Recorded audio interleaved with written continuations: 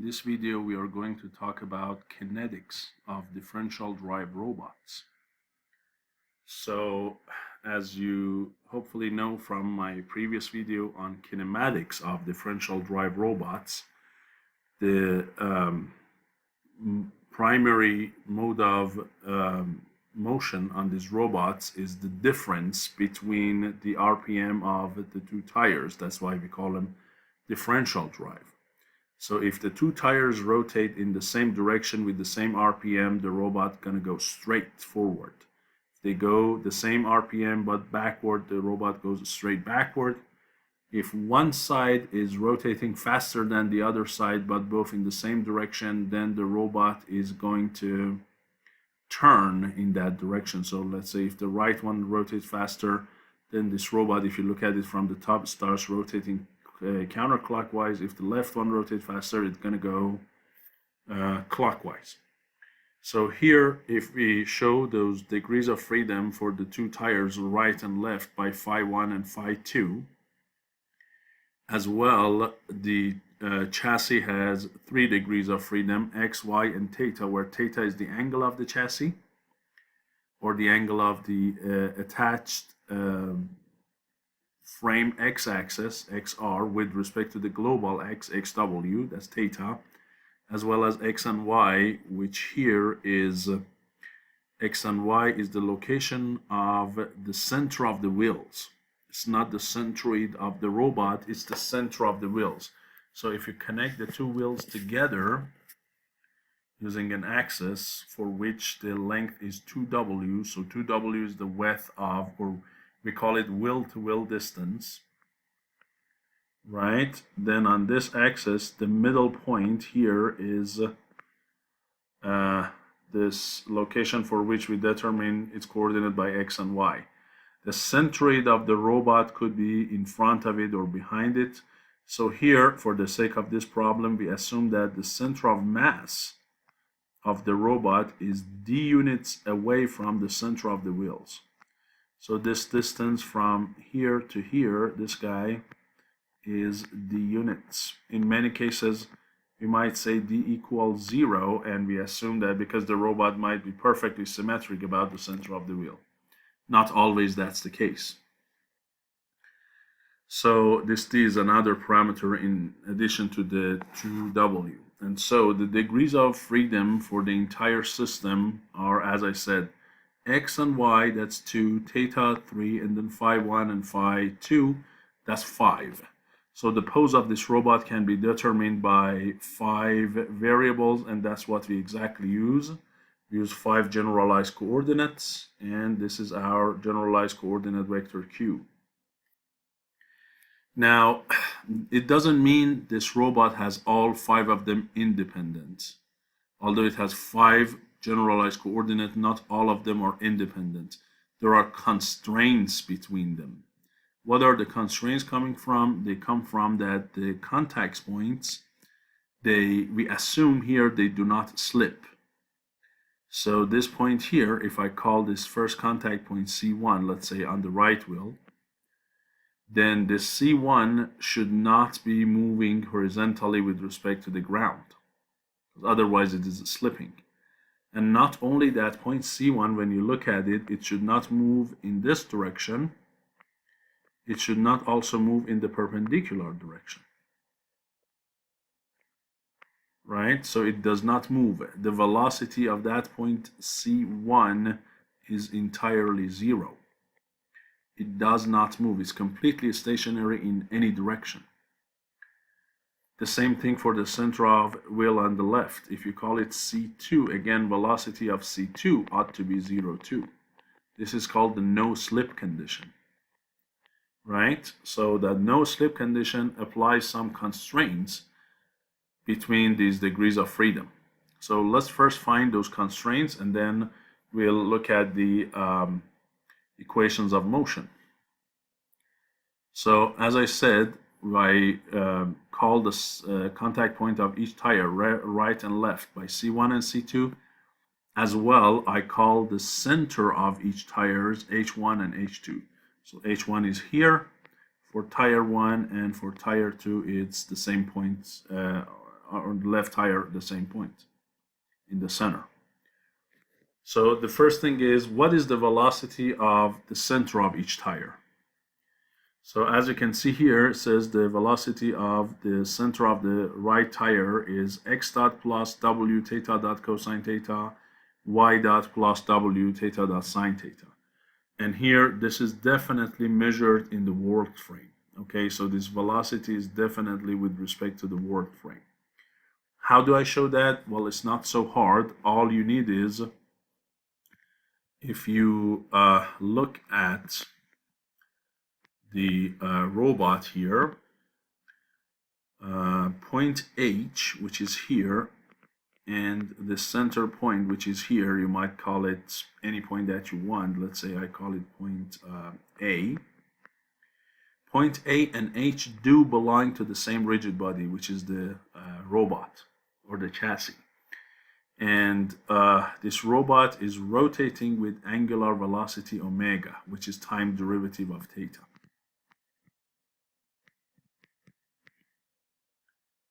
Correct? And the linear velocity of point A is definitely what? X dot and y dot, because x and y are the position of it. So A and H belong to the same rigid body, so I can say that V of H is V of A plus omega of the rigid body cross R of H with respect to A. That's what we know from dynamics. V of A, as we said it is x dot and y dot. Omega is what? Omega is theta dot, but in the k direction.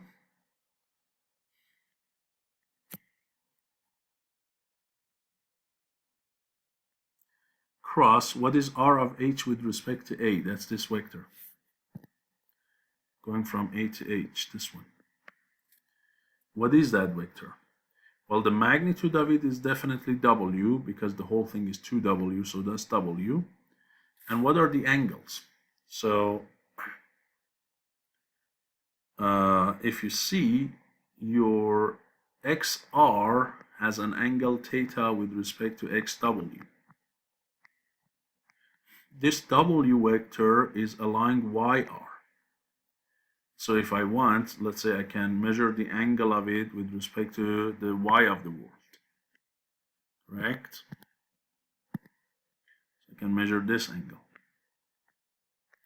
And this angle definitely should be the same between X world and XR is the same as Y world and YR, so that angle is also theta. So your W vector, if you want to decompose it, the X component is W sine theta, and the Y is W cosine theta, of course with the negative sign.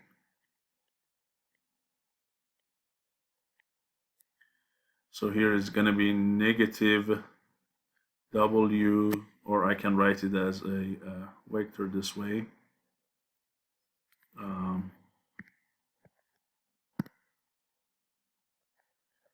W sine theta I minus W cosine theta J.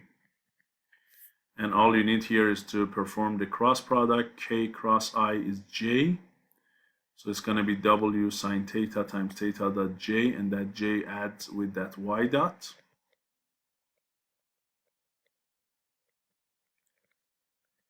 And then K cross J is negative I, but there is another negative, so that becomes positive I. So we will get X dot plus theta dot W cosine theta. So that's the velocity in plane of V of H. Of course, if you need a Z velocity, that Z velocity is 0. So look at these two. And this should be the same as these two that you can see here. Okay, so definitely that's the velocity of the center of wheel on the right. Now, the center of wheel on the right and the contact point on the wheel on the right, again, they belong to the same rigid body. So you can say that V of C1 equals V of H plus omega of the right wheel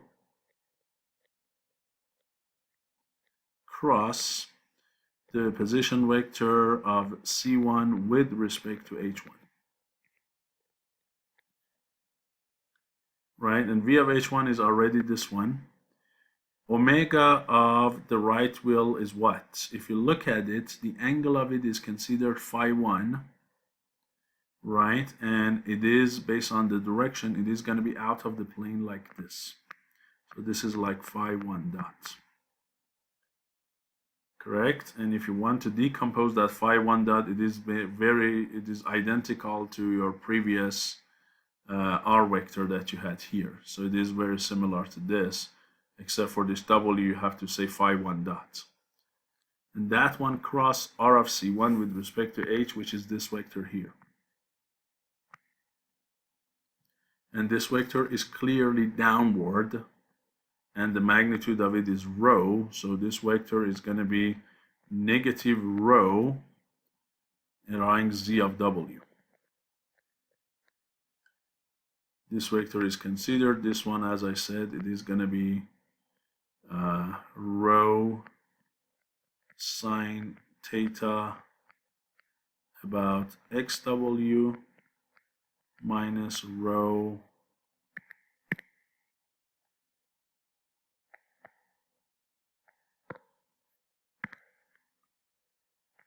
cosine theta y of w. Right? So you do a cross product between them, add it to VH on, and then you will get this guy. So that is the velocity of the contact point 1. Similarly, you perform something for wheel 2 or contact point 2 and center 2, and this is going to be the velocity of the contact point on the left wheel. Now, as I said, both of these two contact points should be completely stationary. So it means their x and y components should also be 0 for the velocity. And if you set these four things equal to 0, you are going to get these four equations that you see right now. So these four are your constraints. And they are non-holonomic constraints because you cannot easily integrate them with respect to time and come up with equations that are in terms of x, y, theta, phi 1, and phi 2. The equations are written in terms of the velocities. You cannot integrate them with respect to time. So you will get four non-holonomic constraints, but one of them is redundant. So you really do not need all four of them, you just really need three of them. Why is that? Well, why? Because if one of these contact points does not move in both x and y direction, and the other one does not move only in x direction, you can easily show that it should also not be able to move in the y direction. Okay, so if this point here, this velocity of it is 0, this velocity of it is 0, and this other point here, this velocity of it is, let's say, 0, automatically you can calculate this velocity. You can show that that velocity is automatically has to be 0. It's not such a hard thing to show. I leave it for you as a practice. Okay, but it's absolutely not a hard thing to do. Because if this point moves laterally with any velocity other than 0, it is going to drag this tire with it laterally. And that makes the lateral motion of this tire to also be non-zero. Okay, so because this is 0, this guy has to be equal to 0. If you remember from my video on kinematics of these robots, you know that the whole robot cannot move laterally, right? We call it the non-holonomic constraint, which is actually one of these. It's either this one, the y motion, or yr motion. It's not exactly this one, because this is the y dot, and by y here we mean this y. So right now, when I said those x's and y velocities are 0, what I really said is this, because they are written all in the base frame. I said this direction of velocity, this motion for this contact point is 0, this one is also 0. For the other one, this one is 0. What can be this guy? And again, you can easily show that that has to also be 0. Now pay attention that when in the xw and yw, the C1 point does not move, it's not hard to show that in the xr and yr directions, they should also both be 0. Okay? And so again, it's absolutely not hard to show that this ought to be 0 too. So in the YR direction, if you show that Y dot R for the whole robot is 0, that is the main non-holonomic constraint that these robots have, that they cannot slip sideways, which is the problem that you solve with omnidirectional robots. But here we said that Y W dot of the tires is 0. But you can see from one of them you can acquire the other one. So what we really need is really like 3 of them, not 4. One of them is redundant. So we have 5 generalized coordinates. There are 3 non-holonomic, because one of them is redundant. There are 3 non-holonomic constraints between them. And now the goal is to write the equations of motion. If you remember from the Lagrangian method, when we want to use the Lagrangian method, let me find it for you, and when we have constraints, as long as we can write those constraints as Pfaffian constraints, incorporating them into the cost function that you minimize in the integral of action is not so hard. You need the Lagrangian, as always, kinetic minus potential energy, and then you need the format of those Pfaffian constraints. So what you really need is to write your constraints into C of Q times Q dot equals 0. If that's the case, all you need to add to your Euler-Lagrange equation is this guy here, this extra term that you can see here, where these lambdas, these unknown lambdas, as you remember, we call them the Lagrangian multipliers. And they are basically the constraint force that keep the motion possible. So in this case, they are like the friction under the tires for us. Okay, but can we do the same thing in our case here? Write our constraints as CQ, Q dot equal to 0, and the answer is absolutely. So in order to get them to the form where I can easily write these equations as C of Q times Q dot equals 0, it's better to do some algebraic manipulation on these 4 equations and write them in a nicer format than they currently are, instead of just saying, hey, I would just ignore one of them and I go forward. I show you a better way to exactly do the proper manipulation of them.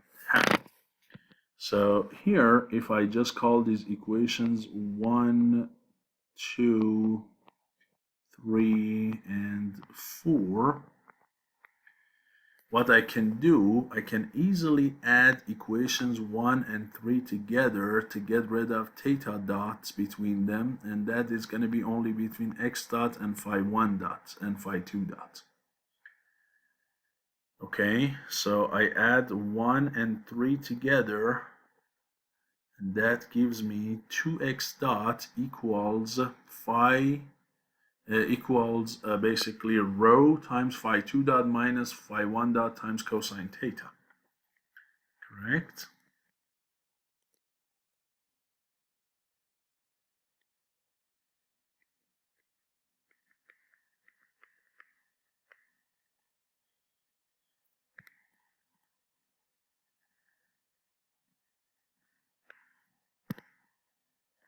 As you can see here.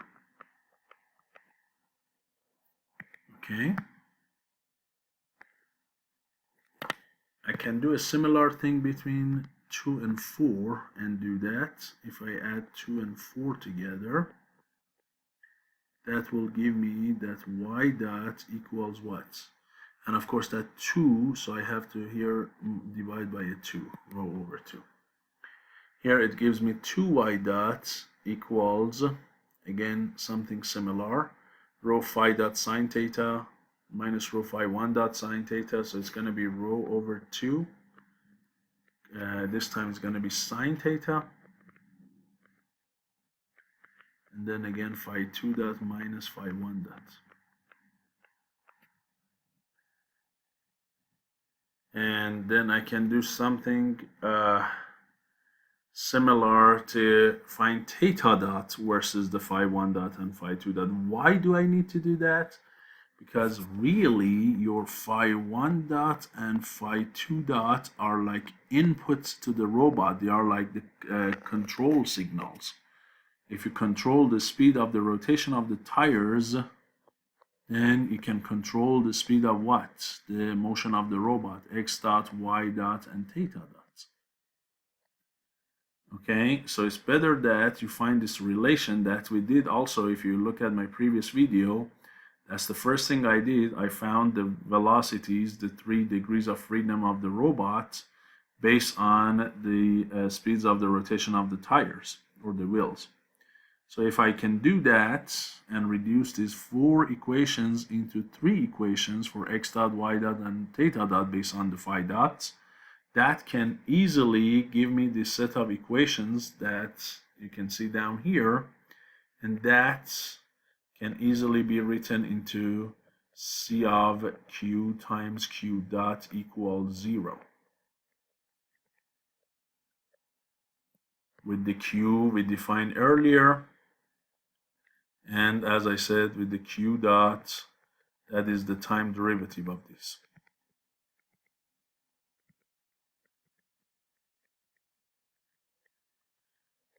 The only difference you see in this derivation that I'm doing here and in my previous video on kinematics is the direction of phi 1 and phi 2.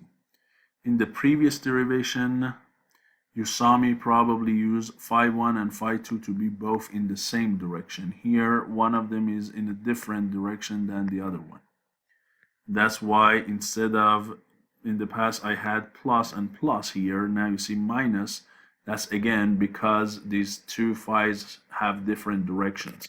So do not think that I'm deriving equations that are different from what you see in my previous video on mobile robots, differential drive robot kinematics. They are the same thing.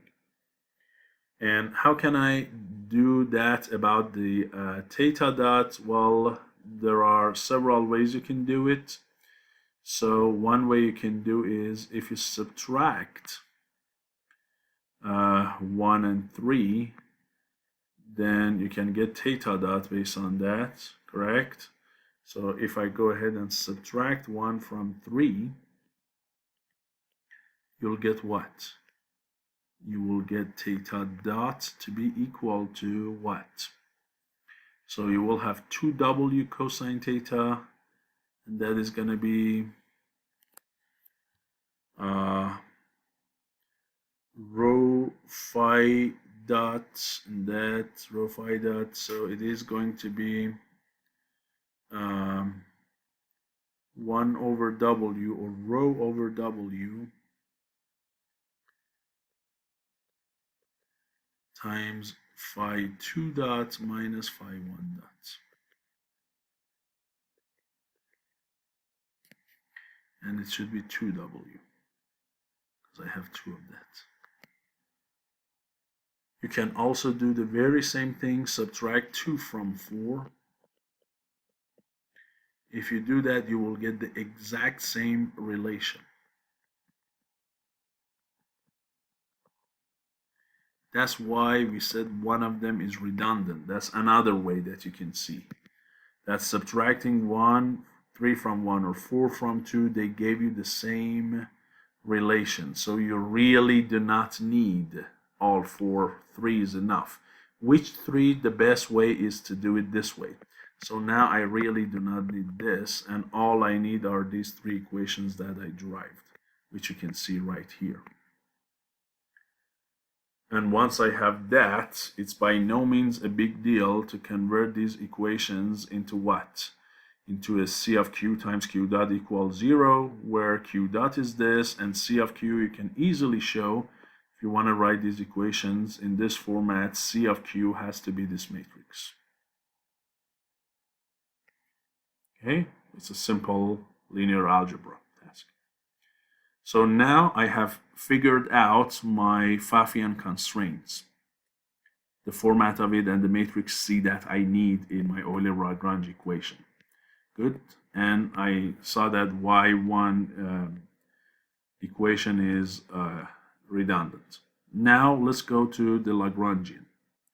So Lagrangian here is kinetic minus potential energy, but here, to make life easy, we assume that the robot only moves on a flat surface. If that is the case, then the potential energy is gonna go to 0. It's not gonna change. So your Lagrangian will be simply equal to your kinetic energy.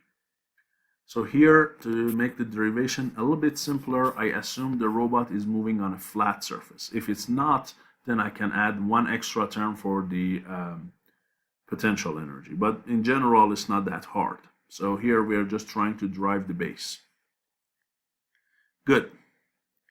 So now what is the kinetic energy? Kinetic energy comes from three components: the chassis and the two wheels. What is it for the chassis? Well, chassis can do both translation and rotation. So the kinetic energy of it comes from the translation term of it and the rotation. The translation term is half of its mass.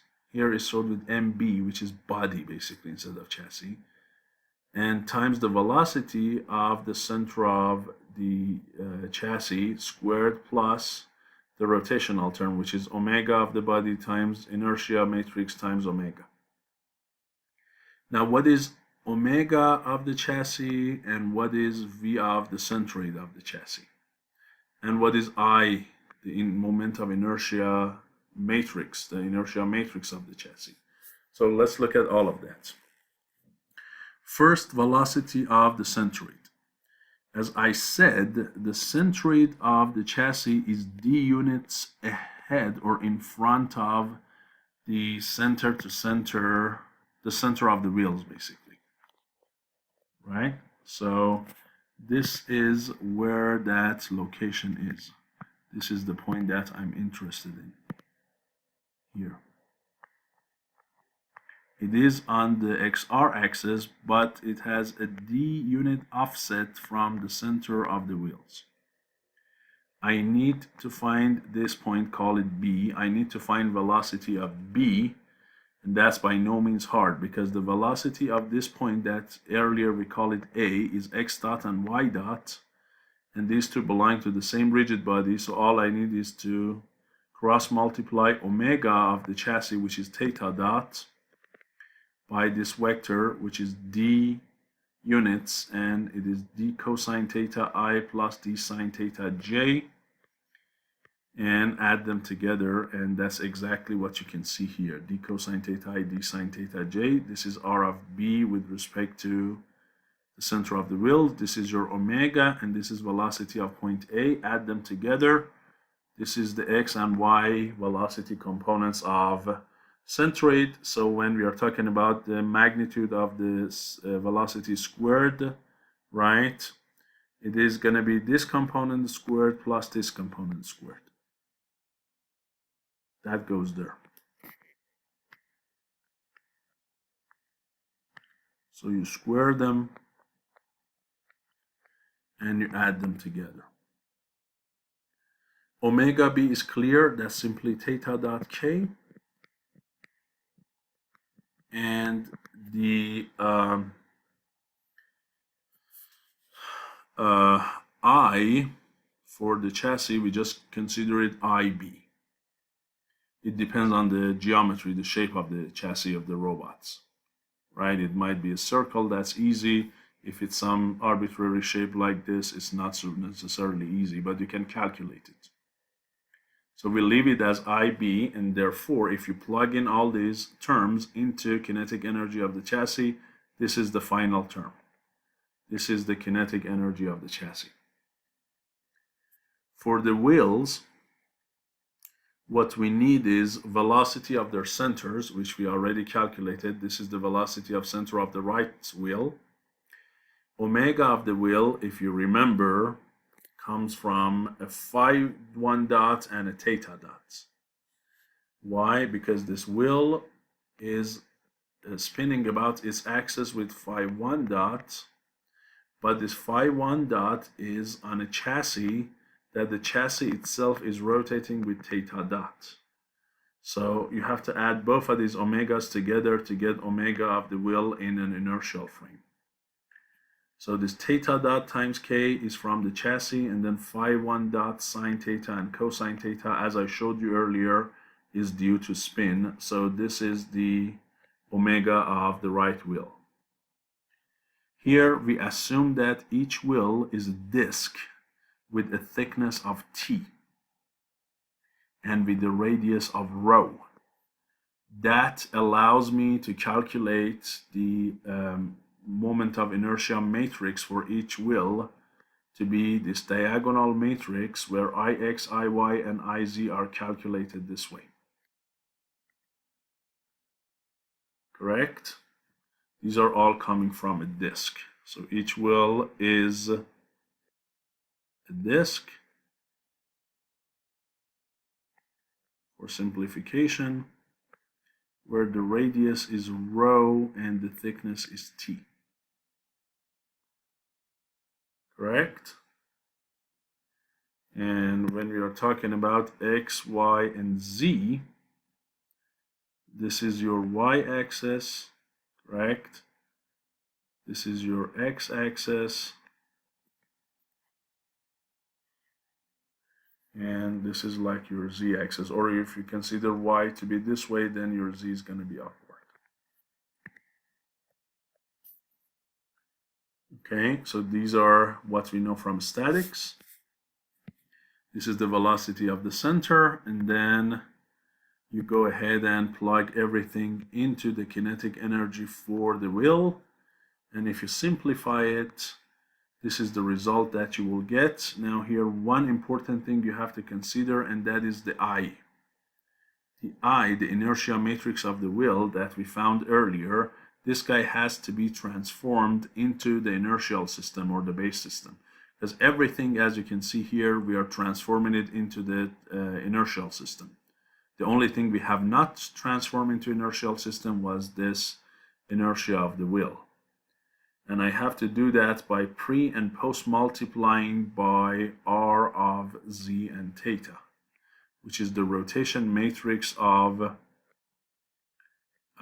chassis with respect to the inertial frame, right? Because you clearly know that if these are those axes that I mentioned for you, I'm calculating my inertia about these axes. But now I want it about this axis.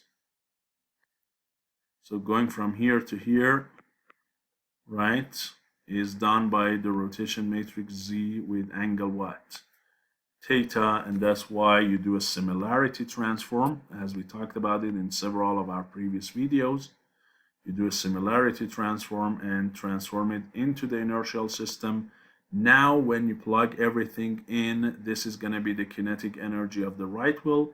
You can do a similar calculation, and this is going to be the kinetic energy of the left wheel. So now you have this term, you have this term, and you have this guy. When you add these three together, you are going to get the total kinetic energy of the physical system. All you need to do is to do a little bit algebra, and if you do, this is the simplified version of the total kinetic energy, which is also the same as Lagrangian because potential energy is 0. So what do you have here?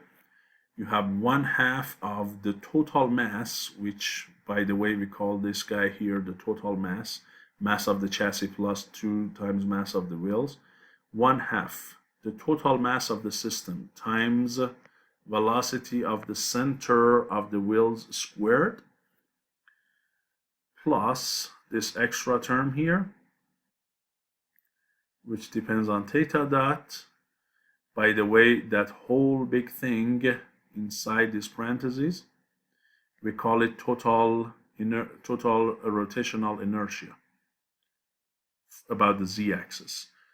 So this is like a rotational kinetic energy about z-axis. This is a translational kinetic energy, and then we have these two terms. These are coming from rotational kinetic energy of each disk, each tire, each wheel about its y-axis or its spin axis, plus some term that is combining, that are kind of coupling them together, coupling x dot, y dot, and theta dot together, right? So this looks like something like a Coriolis term, right? So I say each one of these disks, they have a kinetic energy for spinning. When you add them together, that's this guy. The chassis is, we consider it focused at the center. This point is moving with x dot and y dot. And the mass of it, if we consider mb, so the 1/2 mass times velocity squared is this term. It is also rotating about this point with something called, this is not mb, this is m total actually. And it is called it, and you have your omega, which is equal to theta dot. So this term here is that rotational kinetic energy. And then you have some coupling term. And the coupling term comes because the center of the two wheels is at a different location than the centroid of the chassis. This distance is d. If this d was 0, you clearly see this d is here. This whole term gonna go away.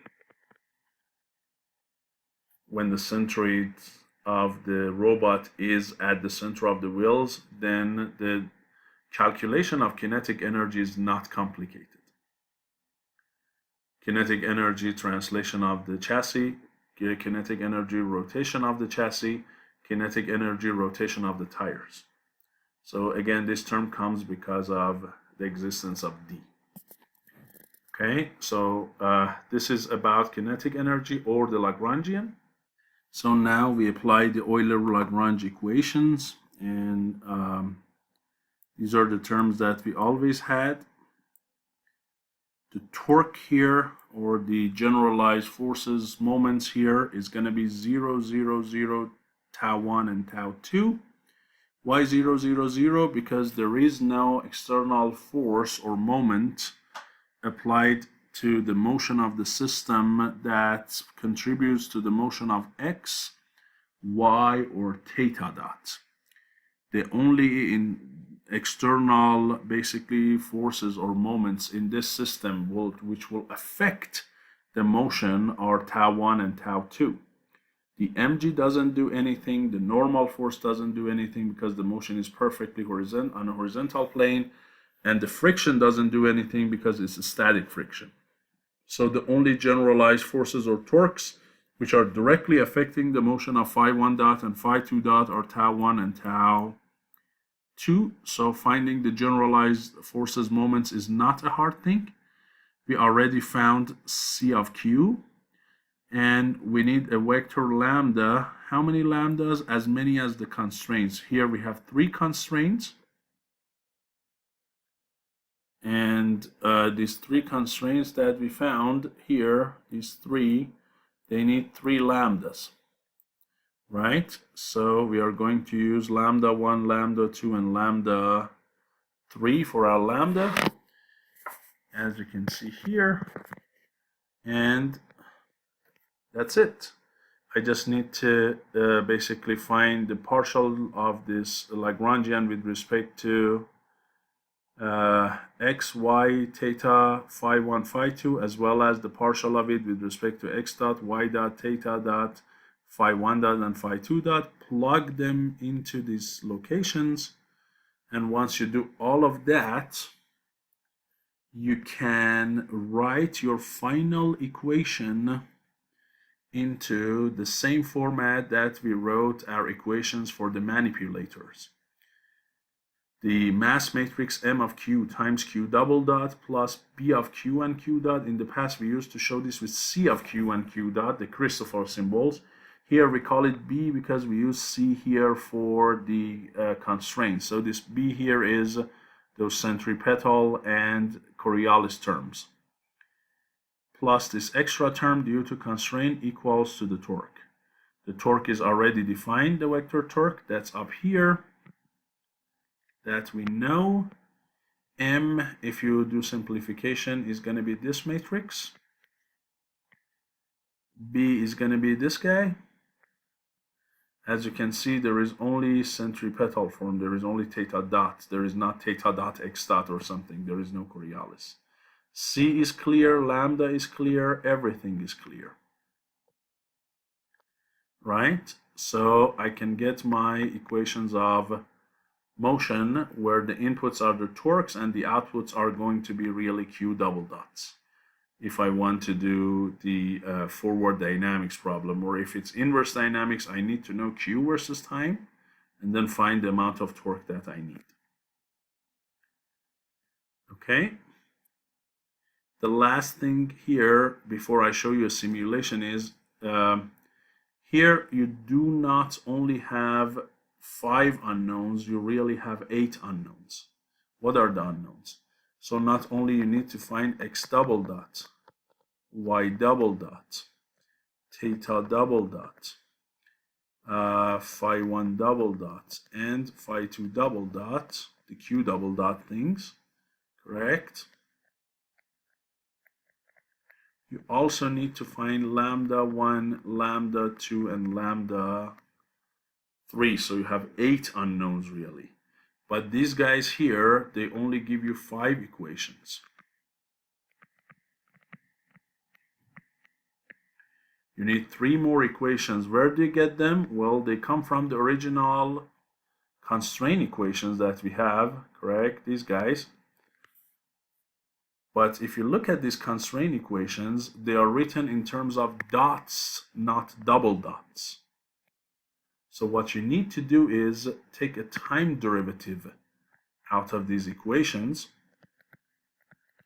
So instead of writing it as C of Q dot equals 0, when you take time derivative, it becomes C dot Q dot plus C Q double dot equals 0.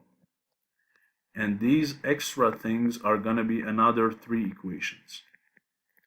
Why is this one preferred over this one? Again, because this new form involves the other unknowns, the other Q double dots that you are after finding. So now these 3 equations plus those 5 equations can give you all of the 8 unknowns. And if you really combine them, you can find the lambdas. You can find a formula for lambdas. Right? So as I said, you take a derivative from the constraint equations, and then what you can do is from your equations of motion, you find the Q double dot, and then you plug them back into the constraint equations with the time derivative.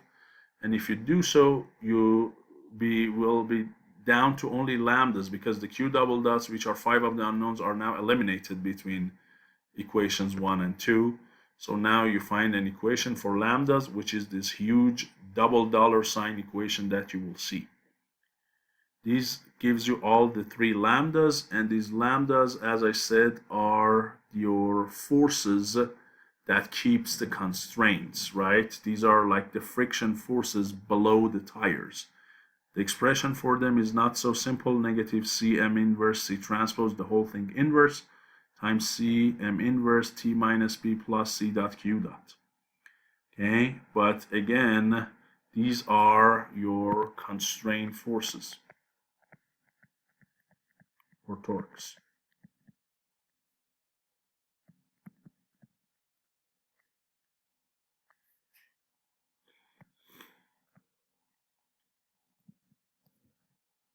Good. Now, in general, simulating these equations, equation double dollar and equation dollar, the 8 equations and 8 unknowns, is not trivial. The only way to do it is to do it numerically, okay?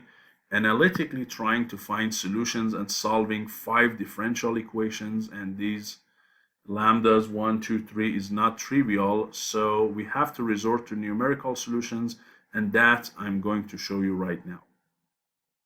So here is the script in which I have specified all of the parameter involved here. For I, Y, for I, ZZ and IY, Y of the wheel, I use the formulas. There was also some I for the body. And here I assume that the robot is just like a disk. So I used 1/2 m r squared, and for r of it, I used half of wheel to wheel distance.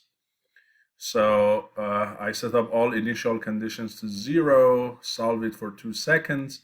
I used 20 Newton meters of torque and 50 Newton meters of torque on right and left, solved it with ODE45, and here I'm doing animation for you. And this is the utility function that basically specifies my differential equations. Remember, I have 5 ODEs second order, so I need 10 dummy variables. X and X dot, Y and Y dot, theta and theta dot, phi 1 and phi 1 dot, phi 2 and phi 2 dot. And I'm also using global variables, so I don't need to redefine all of those parameters that I defined in the script. I form my M matrix, I form my B matrix, I form my C from the constraints. I calculated C dot, which is time derivative of each and every one of the components in C. I form my torque vector, and then here, this is the formula that we had for lambdas. And what you see here for temp, this is basically Q double dot.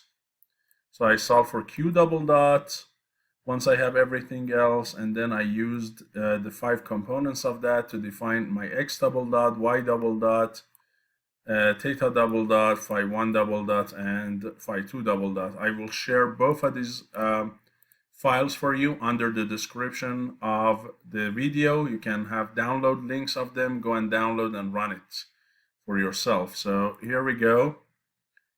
And you can see that the robot starts to go, and this is the animation of the robot given those fixed torques. Okay, and remember that in this code I have calculated lambdas, so if I want, I can speed out the lambdas at any point, and I can plot the lambdas too, which are, as I said, the constraint forces. So this is about simulation of it. Now, as I said, in general, getting something analytic that you can see the effects of some parameters on, let's say, the acceleration of the robot is not so trivial, because the equations are wholly nonlinear and complicated. So what you can do is, the first thing you can simplify, which is not so unreasonable, is to set that distance d to 0. Basically assume that the center of mass of the robot is in between the wheels, at the wheel center. And that makes your B matrix, the with the Christoffel symbols, basically all go to 0, because if you look at B, you see it's one parameter d multiplied by the whole thing. So once d goes to 0, the whole thing goes to 0. The other thing, when d goes to 0, these elements all go to 0, so your M matrix becomes diagonal. And that's the other thing that you see. Okay, so it makes my equations extremely simpler. Still not enough, but now I can say let's start from 0 velocity and at 0 orientation, right? Basically my x of word and x of r, which is body attached x, are aligned in the beginning. That now makes your differential equations quite simpler. So now you will be getting x double dot is a simple form, y dot is 0, and theta double dot is again a simple form, and this makes life a lot simpler when it comes to basically getting meaningful result out of that. When theta is 0 in the beginning, means this is your robot right at the start of the motion. X of the word and x of the body attached are aligned, as I said. And if that is the case, when y dot, which is y dot of the word in this case, is equal to 0, means what? Means the robot cannot move laterally. And we know it cannot. It's a differential drive robot. So still, the non-holonomic, no lateral motion constraint is valid. X double dot and theta double dot, the forward acceleration and the angular acceleration, they are now what? Let's go ahead and look at this case. So here you see that your x double dot, the forward acceleration, is proportional to the difference between the torques, since the torques are in different directions, opposite directions. The negative here, the difference, means the total torque that you are really applying. So the more torque you apply on each one of the tires or both, it makes the system go faster, get a bigger acceleration forward. That's obvious. If the mass of the system is smaller, here you have total mass plus mass of one tire. Of course, when the system is made lighter weight, definitely it can have more acceleration. So far it's just like driving any other car, right?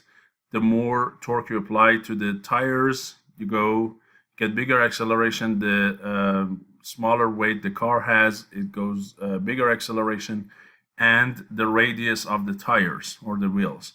The smaller they are, you can have bigger acceleration. The same thing with theta double dot. You definitely see that basically the torques have to be bigger to get faster rotations or faster angular accelerations.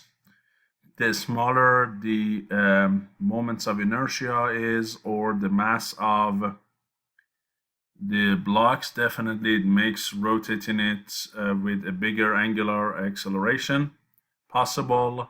And of course, again, smaller radius of the tires.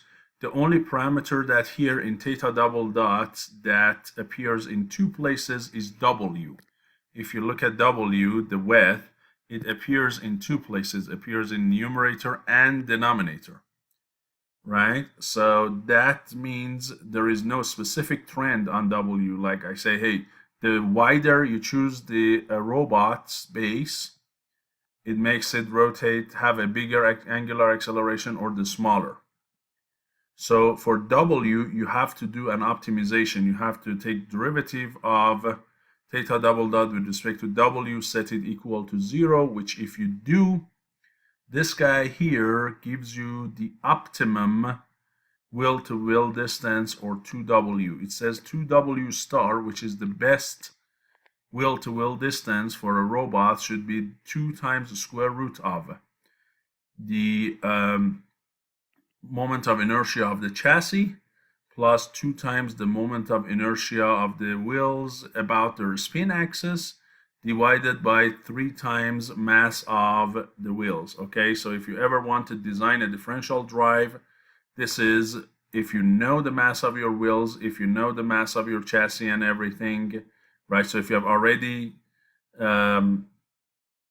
chosen your wheels, and of course W can clearly affect the total moment of inertia of your base, okay? Unless you say this is constant and does not have anything to do with W. Because typically the bigger the W is, the bigger the I of B is going to be. But here it is treated as if I of B is constant. Okay, it is treated that way. And so it means basically if you choose it wider, then you have to choose a smaller mass and so on. But this is the optimum will-to-will distance. Now there is one last thing that I need to mention, and in both of these cases, to get better acceleration, we said that rho should go down. You should choose smaller wheels. The problem is when rho goes down, the velocities go down, right? The velocity, right? Because you know that the x dot here, in this case, at least in the beginning, x dot of the world, or definitely always x dot of the in the body attached frame, it is equal to what? It is equal to rho over 2. It's the average of the two velocities, phi 1 dot plus phi 2 dot. So clearly, when you basically bring down rho, the average velocity of the robot moving forward is going to go down. And the same thing happens with theta dot. If you remember, we had a similar formula for theta dot, right? So it is going to be, in this case, since the phi's are in opposite directions, you have to change this with a negative. Okay, and the other one, it should be rho over, this was 2 times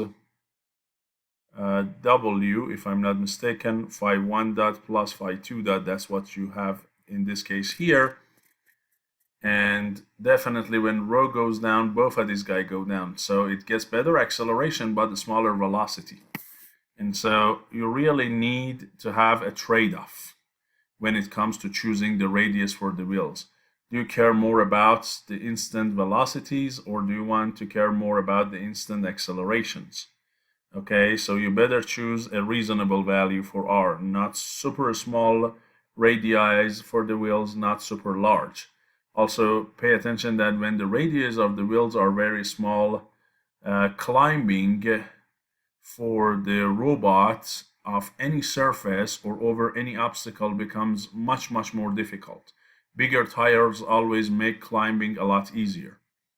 Okay, so there are so many aspects when it comes to designing different parameters of the robot, but hopefully this lecture gave you a brief yet required knowledge about how to simulate, derive the equation of motion and how to simulate for differential drive mobile robots. Thank you so much for your attention. I will see you in my next video.